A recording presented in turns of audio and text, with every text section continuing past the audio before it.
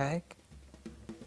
اهلا وسهلا، تفضلوا تعالوا اقعدوا معنا. شخصية رالف بمسرحية إلك خيي بعيدة ومش بعيدة عني، كانت بعيدة بمرحلة إنه هو إنسان عم بيواجه مشاعر عن جد صعبة، كان موت بيو وكيف بده يرجع مثل يدير الحياة، كيف بده يمشيها، المسؤوليات يلي انكبت عليه. الشخصية كانت شوي بعيدة عني بس تقربت كثير مع الريهرسلز ومع الوقت، لأنه اكتشفت إنه هي موجودة بكل حدا فينا، كلنا عنا هذا الديلام إذا بنبقى بلبنان أو منسافر بعد حادثة 4 آب. في شيء ساعدني كثير بقلب مثل بناء الشخصية، كنت كثير حب اكتب له لرالف لحتى احس انه هو من جواتي موجود معي. هاي رالف، انا عم بتعود ورح اوصل لها اني اقشعك منيح من برا ومن جوا بلا ما اخلط بين جوات شربي وجواتك.